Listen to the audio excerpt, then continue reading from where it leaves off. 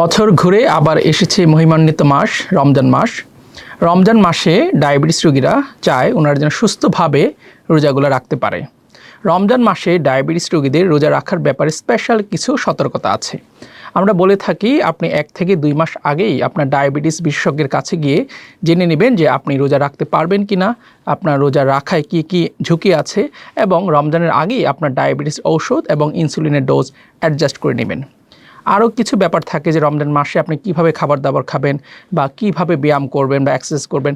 দেখা যায় যে রমজানের আগে আমরা বলে থাকি যে সকালে আপনি 30 থেকে 40 মিনিট ঘাম ঝরে ব্যায়াম করবেন, কিন্তু রমজান মাসে তো সকালবেলা সেই ব্যায়ামটা করা সম্ভব হয় না।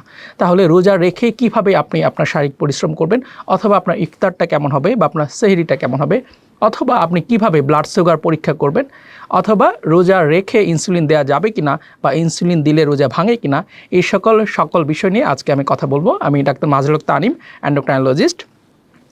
প্রথমে আসি যে রমজানে রোজা রাখার ঝুঁকি বা রমজানে কাদের রোজা রাখতে ঝুঁকি আছে। রমজানের আগে যখন আমাদের কাছে রোগীরা আসে তখন আমরা কিছু রিস্ক স্ট্র্যাটিফিকেশন করে দেখি যে ওনার কতটুকু রোজা রাখায় ঝুঁকি আছে।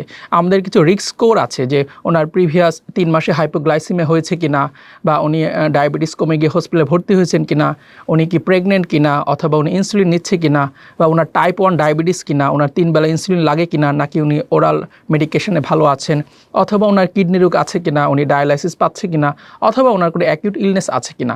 এগুলো দেখে আমরা রোগীদের মাইল্ড, মডারেট এবং সিভিয়ার রিস্ককে ভাগ করি এবং সেই ঝুঁকি অনুযায়ী ওনারা রোজা রাখতে পারবেন কিনা এবং রোজা রাখায় ওনার কতটুকু আপনার ঝুঁকি আছে সেই অনুযায়ী আমরা ওনাদের পরামর্শ দিই উনি যে কীভাবে রোজা রাখলে ওনারা ভালো থাকতে পারবেন। আমি একটি উদাহরণ দিই। মনে করেন একজন প্রেগনেন্ট ডায়াবেটিক রোগী, উনি 3 বেলা ইনসুলিন নিচ্ছেন। সেই ক্ষেত্রে কিন্তু ওনার যদি রোজা রেখে এবং ইনসুলিন নেন এবং সেই ক্ষেত্রে ওনার ব্লাড সুগার কন্ট্রোলের ব্যাপার আছে, বাচ্চার নিউট্রিশনের ব্যাপার আছে, তারপরে 3 বেলা ইনসুলিন নেওয়ার ব্যাপার আছে, সেই ক্ষেত্রে কিন্তু উনি উচ্চ ঝুঁকিতে আছেন যে রোজা রাখার ব্যাপারে। সেই ক্ষেত্রেই কিন্তু ওনার ক্ষেত্রে রোজা রাখায় কিছু শিথিলতা আছে। আমরা বলে দিই যে আপনি এই নিয়ম মেনে চললে আপনি সুস্থভাবে বা ভালো করে রোজা রাখতে পারবেন।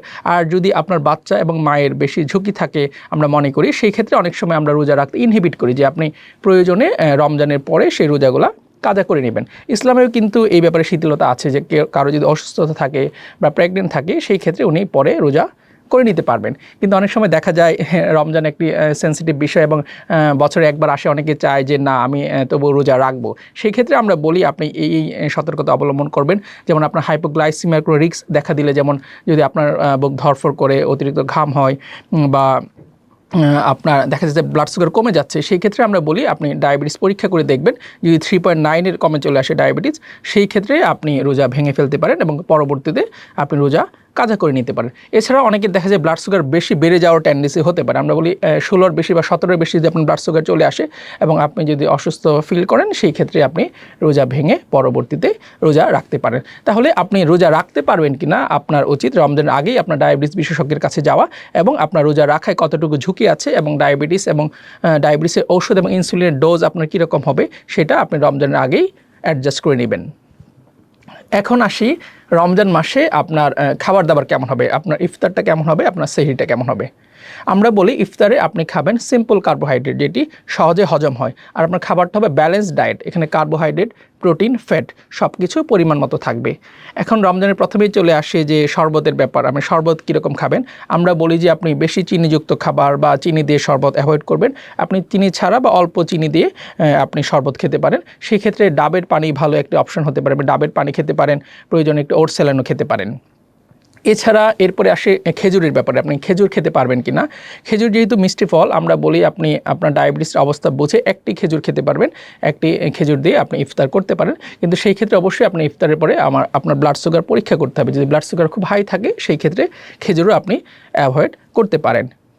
আর হচ্ছে আপনার ভাজা পোড়ার ব্যাপারে বাংলাদেশের সংস্কৃতি দেখা যায় আমরা ইফতারে খুব বেশি হচ্ছে আপনার পেঁয়াজু, তারপর বেগুনি, চপ সেগুলো খাচ্ছি, সেগুলো খুবই ভাজা পোড়া জিনিস এবং ইফতারে আমাদের একটা মানে পেট ভরে খাবার একটা টেন্ডেন্সি থাকে। হ্যাঁ, বেশি খাবার খেলে কিন্তু আপনার ইফতারের পরে অস্বস্তি লাগতে পারে এবং ব্লাড সুগার খুব বেশি বেড়ে যেতে পারে। আর এই ক্ষেত্রে আমরা বলি আপনি ইফতারের পরে 2 ঘন্টা পরে ব্লাড সুগার পরীক্ষা করে দেখবেন যে আপনার ব্লাড সুগার কেমন আছে।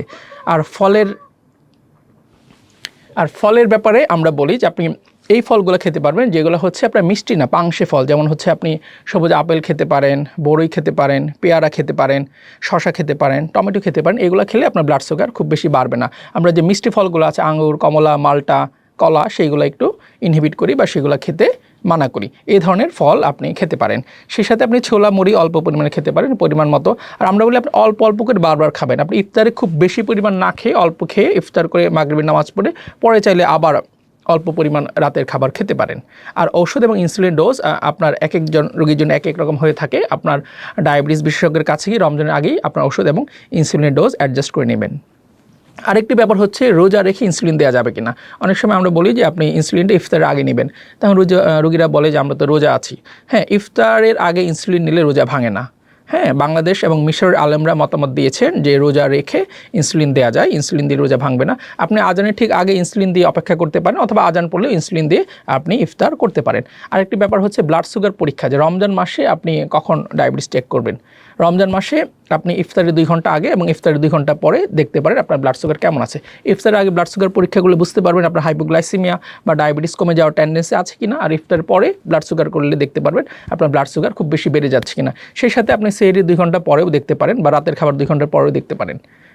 এখন আসি রমজান মাসে ব্যায়াম বা এক্সারসাইজ। আমরা রোগীদের বলে থাকি যে ডায়াবেটিস রোগীরা 30 থেকে 40 মিনিট ঘাম ঝরিয়ে হাঁটবেন, সকালে বা বিকালে হাঁটবেন। রমজান মাসে সেই হাঁটাটা বা ব্যায়ামটা কীরকম হবে?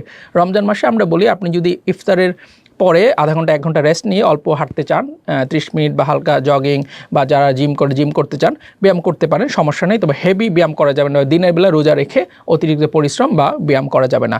আর যারা তারাবির নামাজ পড়ে থাকেন, সেই তারাবির নামাজ পড়লে সেখানেও 20 রাকাত তারাবি পড়লে সেটিও আপনার এক্সারসাইজ বা ব্যায়াম হিসেবে কাউন্ট হবে, এবং সেটিও আপনার যে ব্যায়ামের যে ব্যাপারটা ছিল সেটি কভার করে ফেলবে।